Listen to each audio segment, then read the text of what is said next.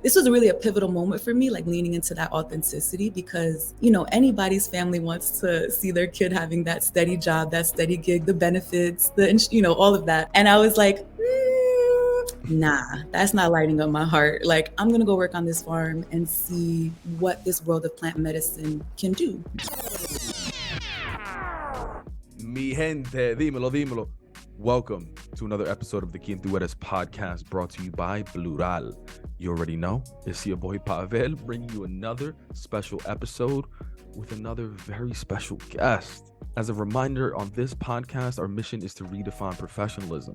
So every week we have a new guest join us for a very candid conversation around their experience between professionalism and authenticity. Speaking of guests, the clip that you heard in the intro is this week's guest, Lynsey Ayala. Before we get into the full conversation, let me give you a quick bio on Lynsey so you have some more context going into it. So Lynsey is a NuYorican sacred Earth Medicine Curandera who's known for working with various medicines, specifically within the Indigenous healing practices. She is a soundscape artist, a land steward, an educator, and she's currently pursuing her master's in psychedelic assisted therapy. Fascinating, right?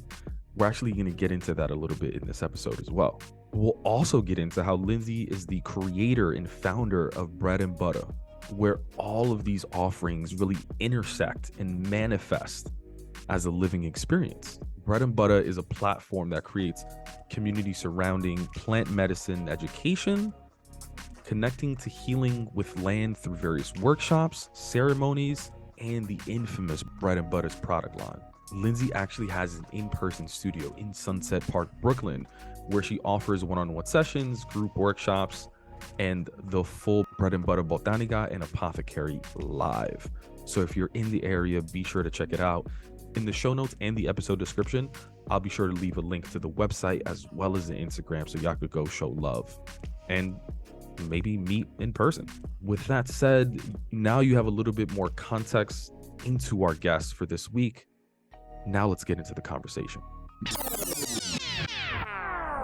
Let's get started what we always do with the word authenticity. It's such a buzzword. When you hear the word, though, what does it mean to you?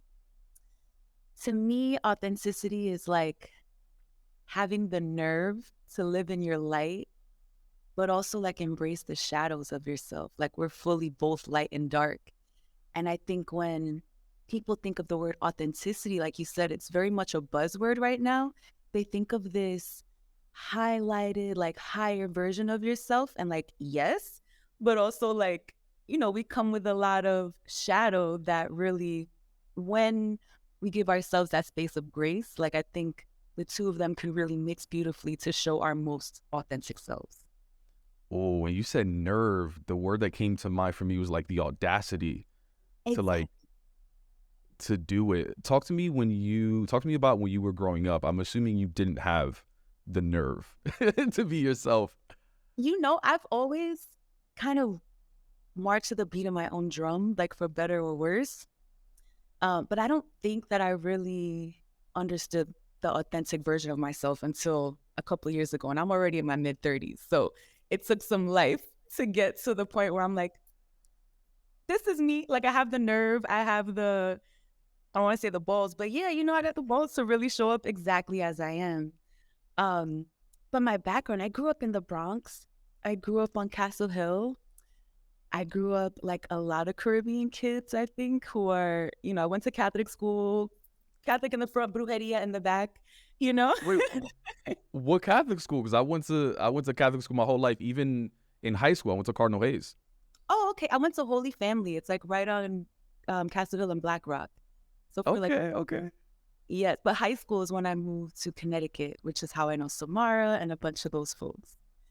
Yes. Got it. But it's interesting though, like growing up, I think there are so many expectations that are placed on us, even from family, let's say, whether it be culturally, whether it be academically, career-wise. Like before we can even figure out who we are authentically, there's already an idea that our family developed of who they want us to be. Like, tell me about that. Right. No, I love that you said that, because I feel like a part of that becoming your authentic self is kind of breaking that mold or removing yourself completely and creating your own. Um, so my background, like I grew up, I had a kind of a rough upbringing, very much so. My dad was in and out of the system. I grew up very much affected by the war on drugs. And my mom was very worked 2 jobs, like took care of everybody.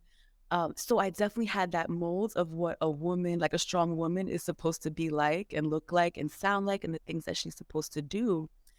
But I wasn't like, I don't think I was also the first person to go to college and do all of that. So it wasn't really, it was like do well in school, please stay out of trouble, get a job, you know? But I was definitely like, I want to go explore. I realized that school and education was really my way out of the Bronx, my way out of this world that was around me that I didn't feel like I could break out of, maybe. So I really did as well as I could in school and started traveling with programs through there and getting into art programs, getting into music programs. And that's really plant medicine programs. And that's led me like, you know, to create my own mold essentially. So at an early age, it sounds like you were really into like the creative side of things as far as like art, maybe even design. Like, how did you get that love? And what was even the conversation like when you had with your family as far as like, I think this is what I want to do or So explore? yeah, I think like I've always been that kid. Like I was always in my room with my headphones on. I was totally an inside kid. Like my brother was outside playing with friends and I was like, I'm gonna go read that book. I was always making mixtapes. Like I was very much in my own little art bubble. So my parents knew what, Mixtapes? yeah, what I have my dad's old like double cassette tape like boombox.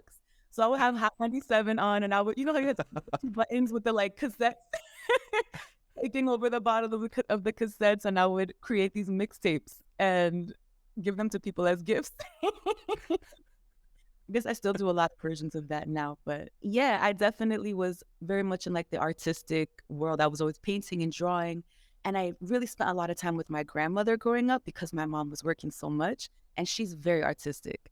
So she definitely like was the jump off for a lot of what I do now. She's like I said, very artistic and really helped me. She fostered that side of me, but she also was a plant medicine worker. So she had a garden in the back of her house on Castle Hill. So I really got to connect with plants and I would be in the backyard drawing the plants and speaking to the plants and connecting. So I definitely was that La La Land kid, like my Pisces energy.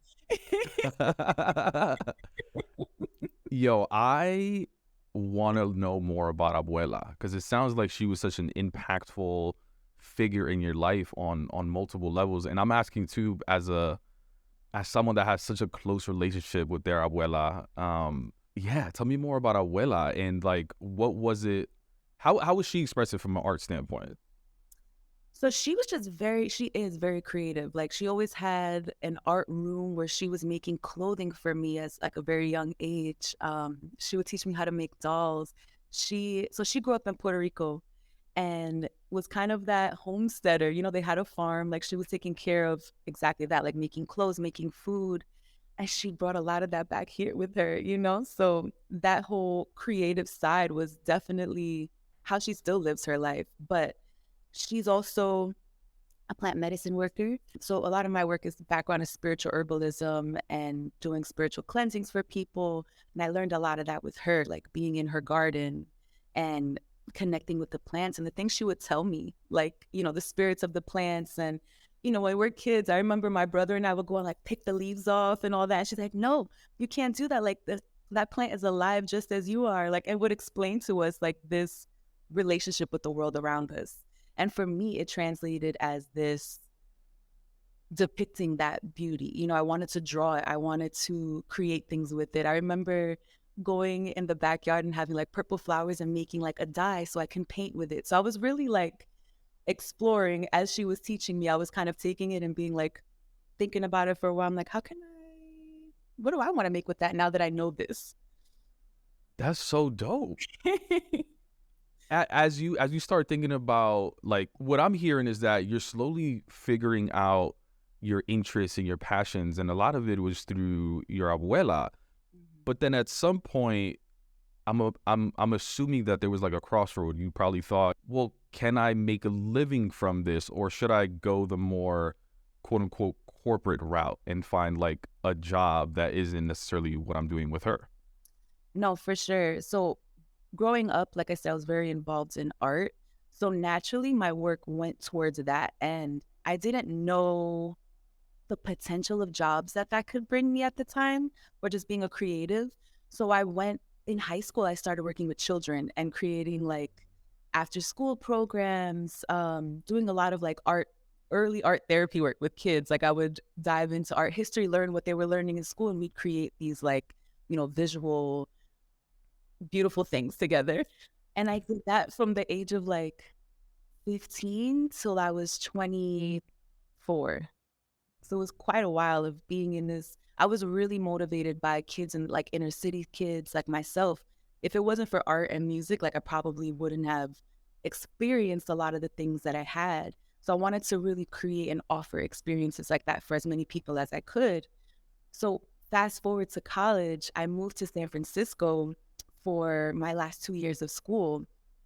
And I started working at a children's museum, and it was the first time that I was stepping into this more corporate role. Like it's a nonprofit. There was a lot of, I ended up like running the museum like a weekend manager. It was a lot for like a 23-year-old at the time, but I was really like excited and motivated. But at the literal same time, I met my ex-partner, and he's a cannabis farmer. He's like, that's just what he does. Like he's been farming and working with plants forever.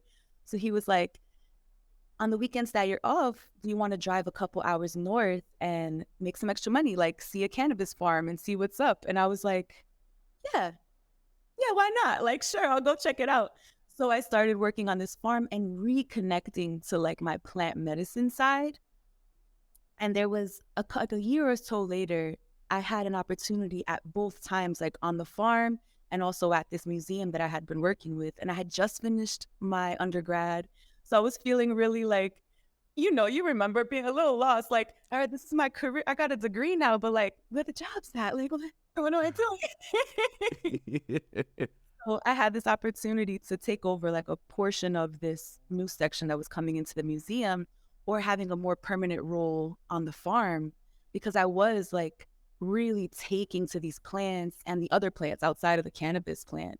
So I decided then, I was like, this was really a pivotal moment for me, like leaning into that authenticity, because, anybody's family wants to see their kid having that steady job, that steady gig, the benefits, all of that.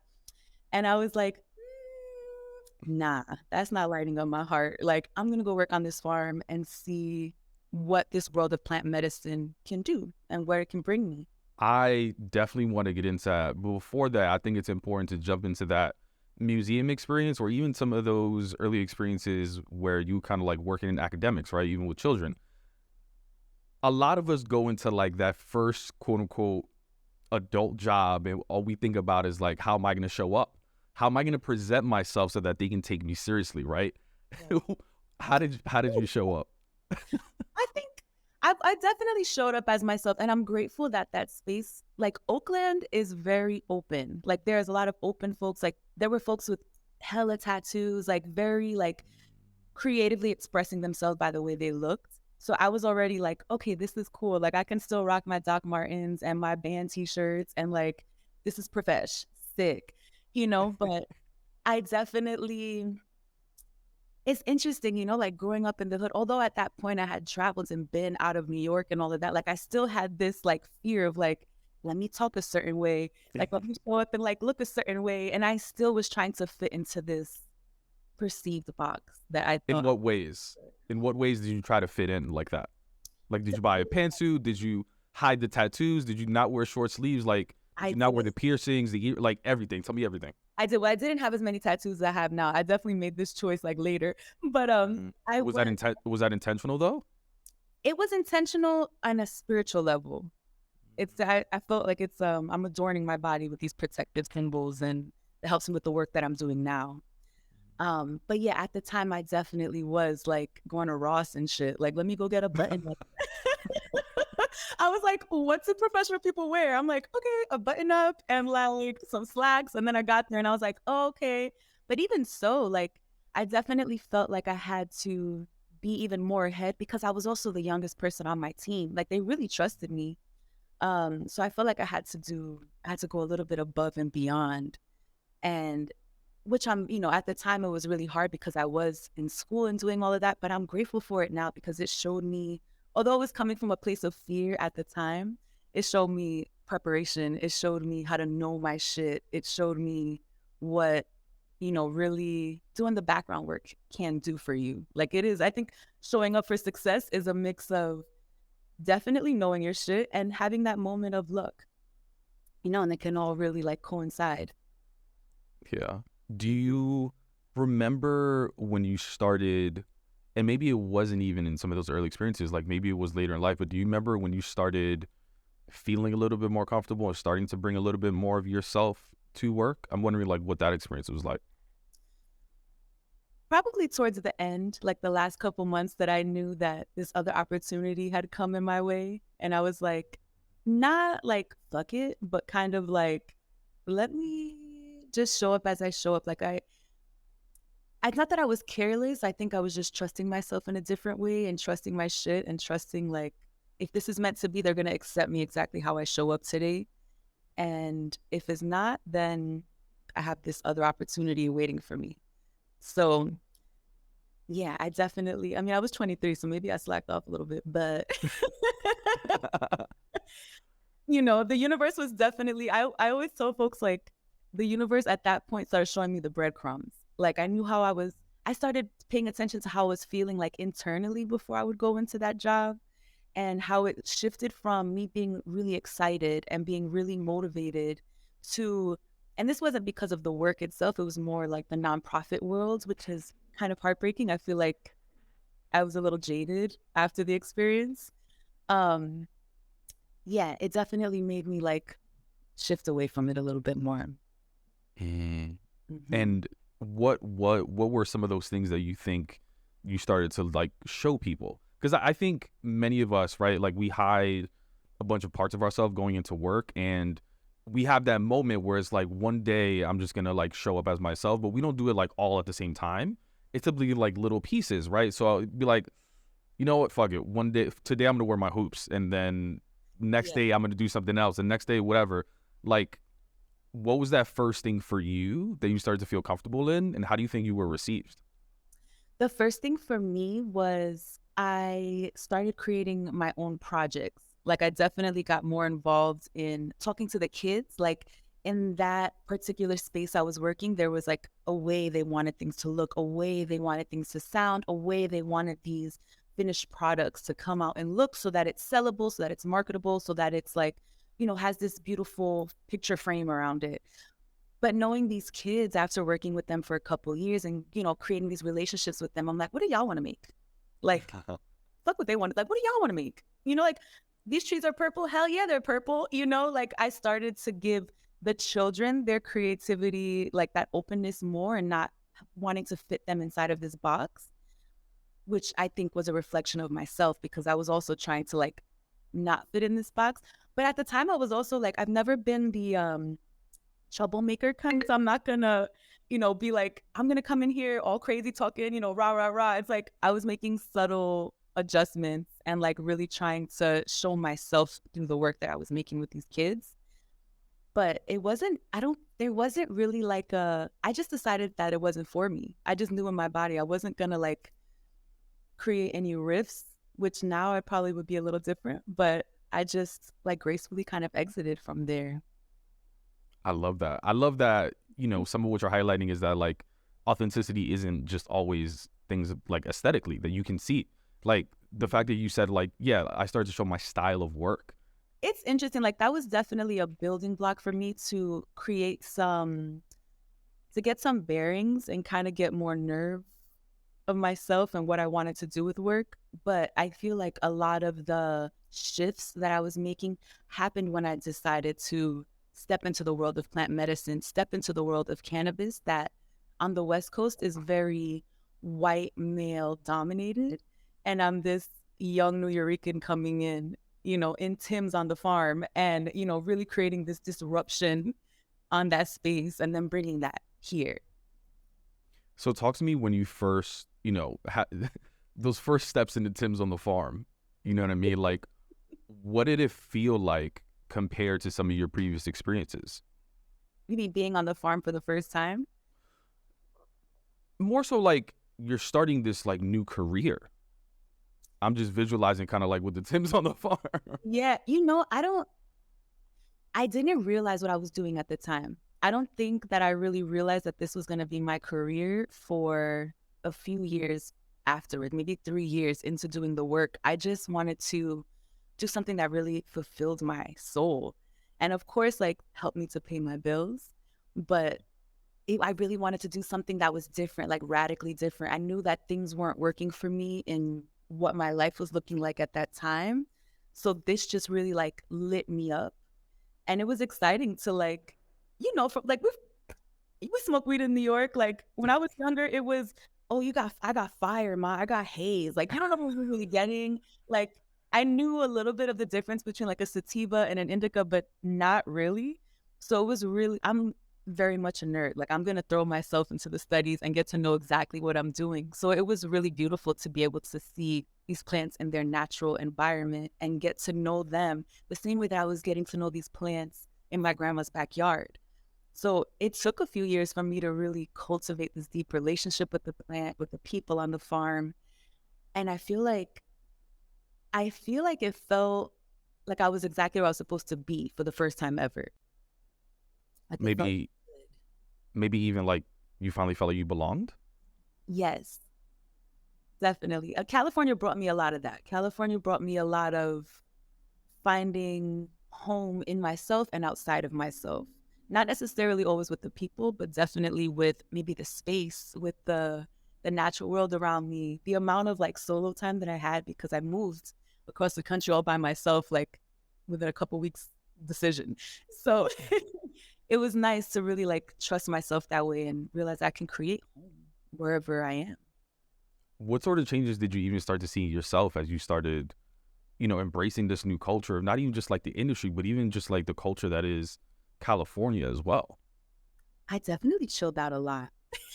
There's like BC Lynsey, like before California Lynsey, and then now. I definitely chilled out a lot in the sense that, again, like I think the pace of New York is so it's in me, like it's so busy. It creates a lot of static inside of us. It creates a lot of motion, which can be really amazing for some folks, and sometimes it can kind of burn us out if we don't know how to create those boundaries.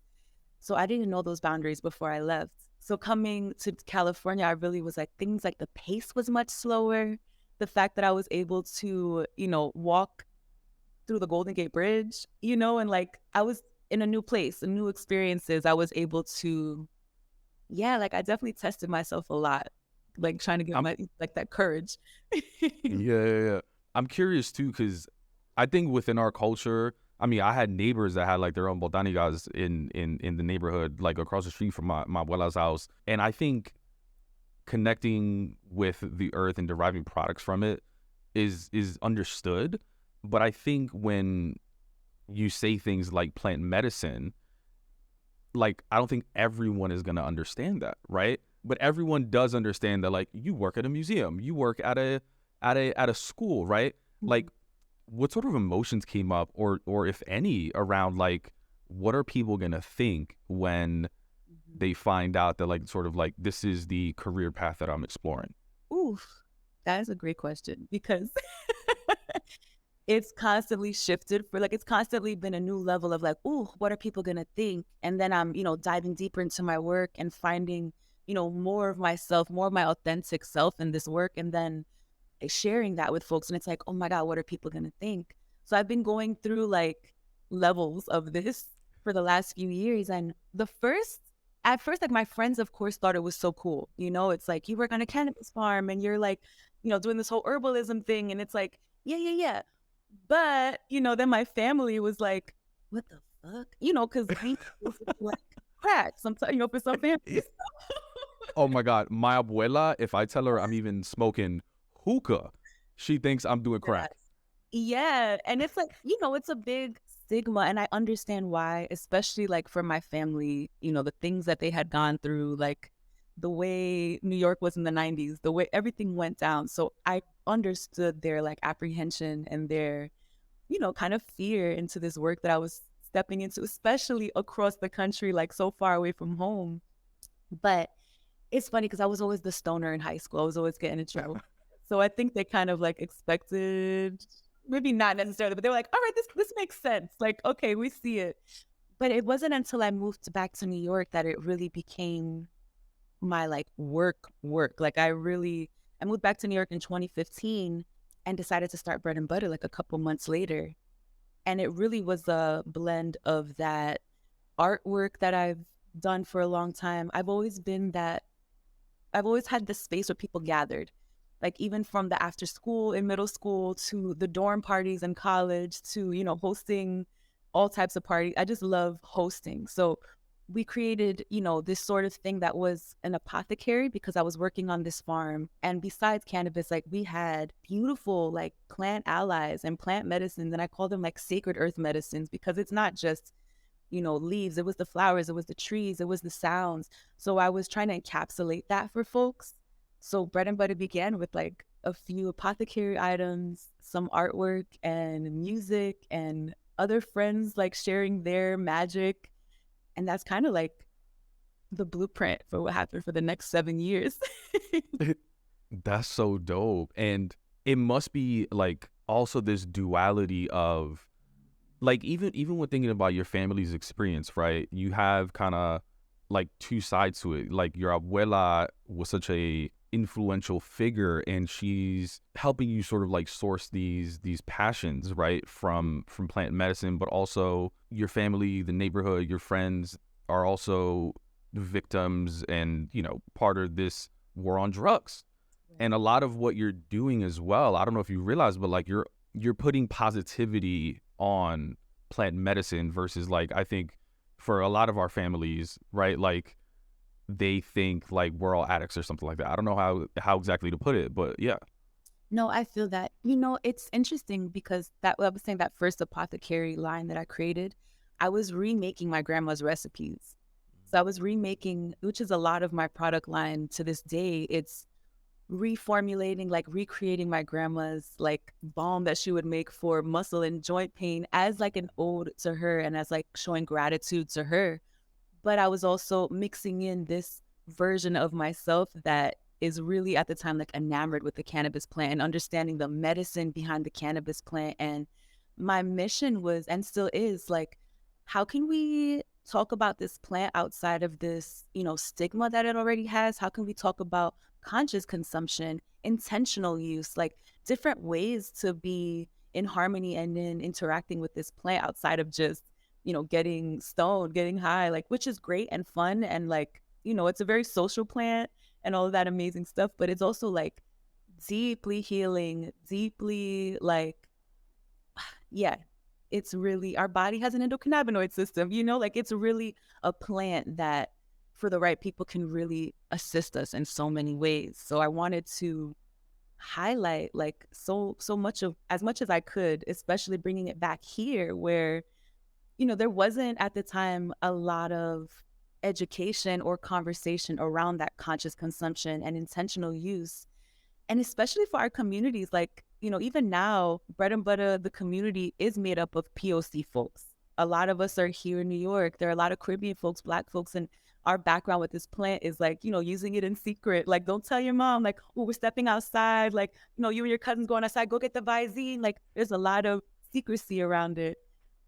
But it's like, for what? Like for what? If we look back into ancient cultures, indigenous cultures, they've all used this plant for so many years, for so many different therapeutic reasons. So I wanted to bring that to the forefront.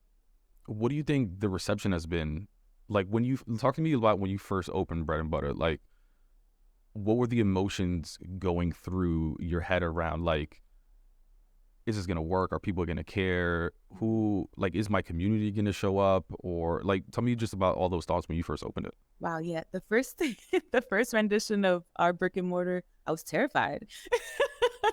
But we opened in after the third year of Bread and Butter. And at that point, I had done so many pop-ups. I had shown up at everybody's store, everybody's, event.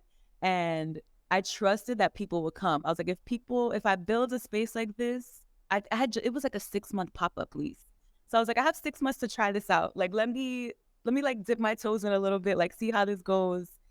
And it was the best thing I had ever done it was the best thing ever. Like, I didn't know that I could create a brick and mortar space.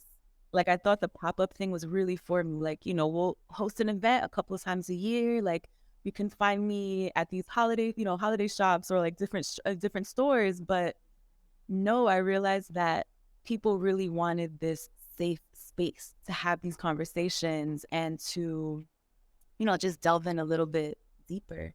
I think one of the dope things about your space too is that you're not just selling products. You're also, to your point, it's about building community, hosting events. And I almost think back to some of your early career days where you said like you didn't feel like you belonged. I'm wondering, that first event that you threw and you actually had a bunch of people with similar interests, may even look like you. What did it feel like? Do you think they also felt like they found a place where they belonged? Yes, I love that you said that because I realized after doing this work for so long, and shout out to therapy, that is exactly why I got led to this work, is because I wanted to create a space that felt like home, that felt safe, that felt like a space where people can openly have conversations and explore. And I realized that there wasn't a place like that existed that I knew of at the time. So I felt like if I'm feeling this way, and I was having, conversations with folks at these pop-ups and at these events, and they would talk to me like, because yes, we are a plant medicine brand, but I'm a spiritual herbalist since my grandma's a curandera. I'm fifth generation curandera. So I've been learning how to give limpiezas, learning how to do this plática since I was very young.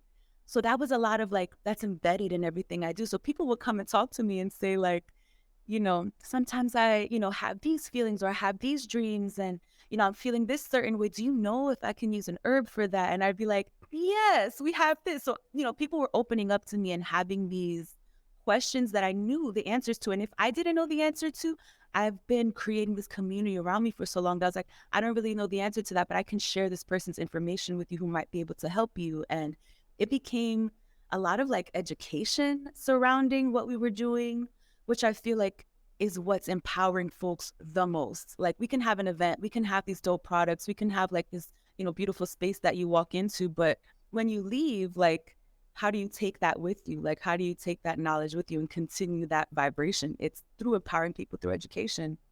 So that became a really big pillar pretty quickly. Like, once I opened the first bread and butter shop, because folks are coming in and having all these questions about the products and having so many questions about, I called it Botanica before I even knew exactly what I was getting myself into, as an ode to my grandmother, her mom who owned the Botanica, her mom's mom who owned the Botanica. So it's been in my lineage for a long time.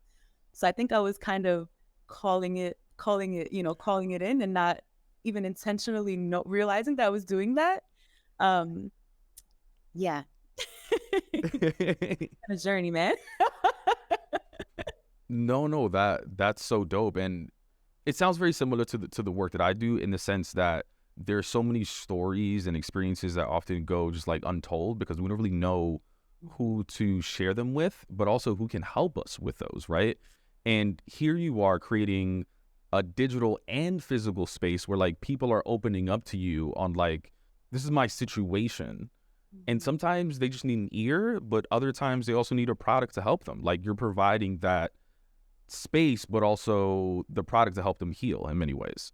Yeah, it's led me to so much healing in my own life and just in my career because of all of these like conversations I've been having with people and this, the pláticas that I hold and the healing sessions that I hold.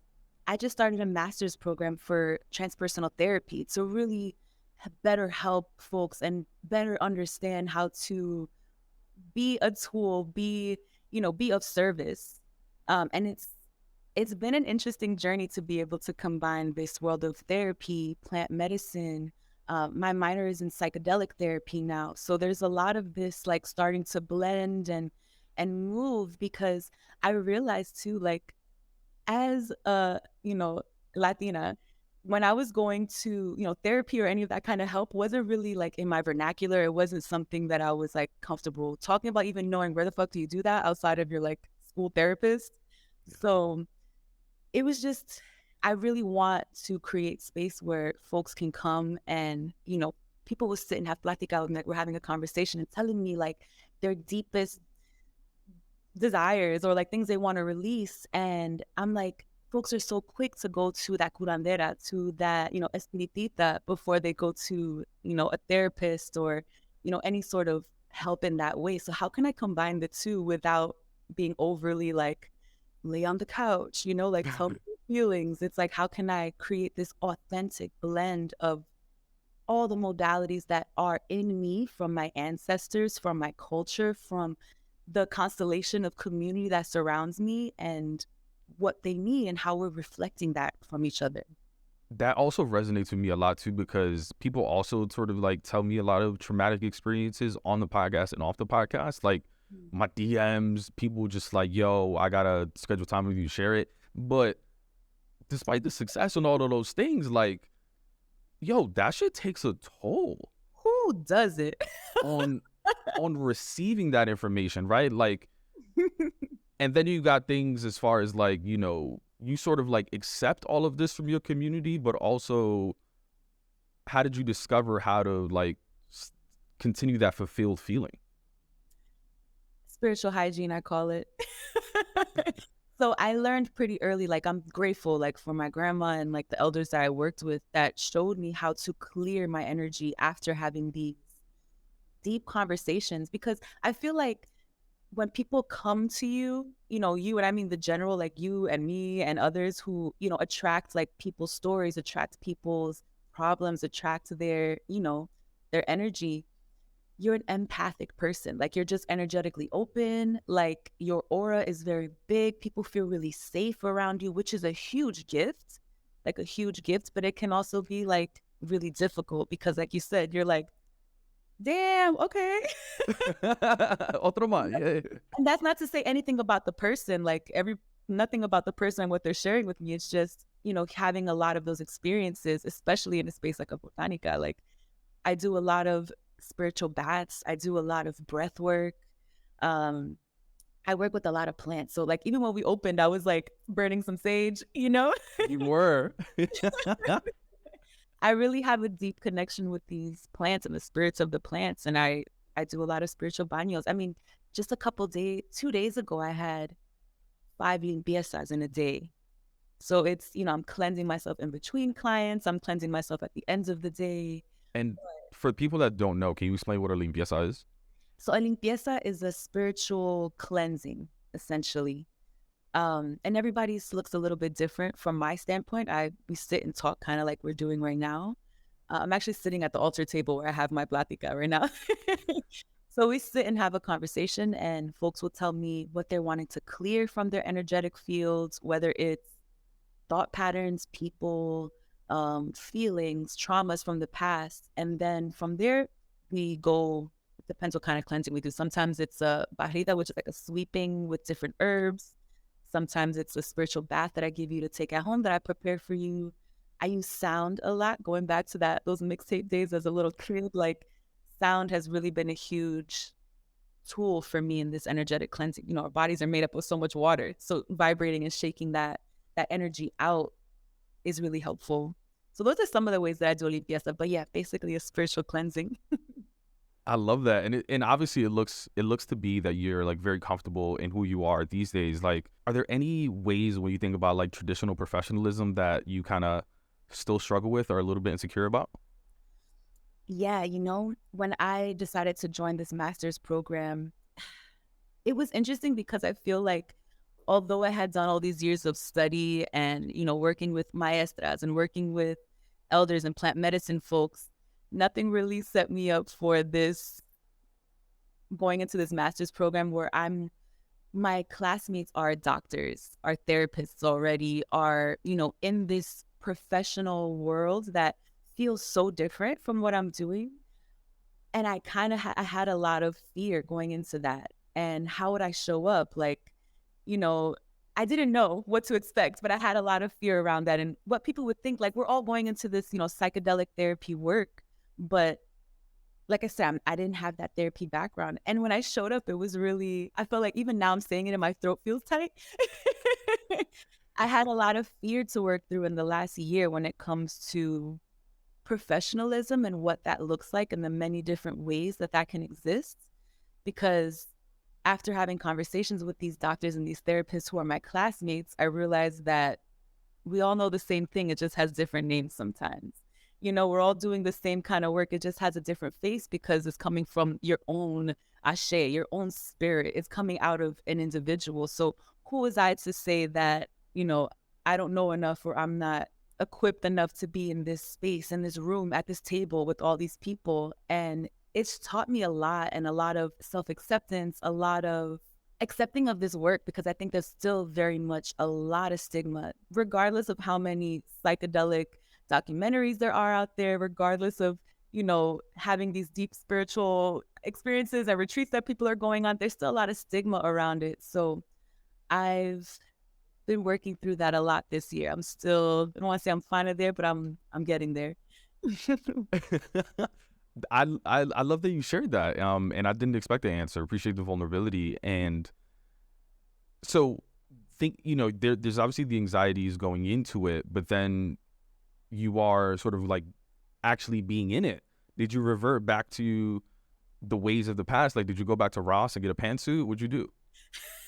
No, I just, I didn't, but I did find myself. So my program is really, it's a hybrid. So we're like half online, and then we're spending 2 to 3 weeks out of each semester in South America going into deep plant medicine journeying. We're kind of in like therapy boot camp. So we're like being cracked wide open. And my first couple days, maybe like 2 or 3 days that I was at this retreat in this, with my cohort, I definitely like fell back a little bit. I was more of the like observer and being like, share. Like, I just found myself doing more of that. But after a couple of days, I realized like everybody's really bearing their soul to each other. Like, this is the way that we're healing, the way that we release, the way that we purge, the way that we relearn, reprogram is really to like get things up and out. So I found myself being more present and more open and working on that vulnerability, because that's some real shit. I know. And what were some of those conversations that you were just like, oh, I'm gonna step back from this one? Oh, I don't even know if I want to go there, because there was a lot of, it's very deep. Like, it was very deep for a lot of folks. Something that was really, well, what I can say is something that I felt a little bit like I'm not really here for this conversation was in my program. I think I'm one of the youngest. Again, like, I'm in this space where I'm like, in the minority of age. There are maybe a handful of us who are not white or older or, in this professional world already. So there were moments that I definitely found myself being like, this conversation isn't for me, or like, but I was trying to, and the first program really helped me, like being in these interactive conversations with folks that I normally wouldn't be talking to on the daily. So I definitely found more grace in those moments and was more present. Yeah, I get it. I get it. It's really tough. And obviously, like, none of us are finished growing. Obviously, you're continuing to work on stuff. I definitely am. But I'd love to see the growth in sort of like where you started compared to where you were. You can definitely see the confidence and oozing out of you. As you look forward, like, what's the one thing that continues to empower and inspire you to continue being your most authentic self in this professional sense? My community, like, definitely my community, because I've learned over the last, BreadxButta just turned 7, which is a huge blessing. Over these last 7 years, the more that I've leaned into showing my authentic self by being vulnerable, by sharing that, like we were saying, this is a new level, like this is the work that I'm doing. The more that I've been open and willing to share myself, the more I'm seeing other people do the same. Like, we really are reflections of each other. So I think when we see someone doing it, it gives us permission to be that same way. So that's really what lights me up. Like, it's definitely keeping me in this work is my community. Mi gente, that wraps up this week's episode of the Quién Tú Eres podcast. If you enjoyed what you heard, please do us a favor, like, share, comment, leave a rating and review wherever you're listening, because your engagement is going to help these stories and experiences get heard by more people. And that's the only way that we're going to redefine professionalism. Thank you. See you next time.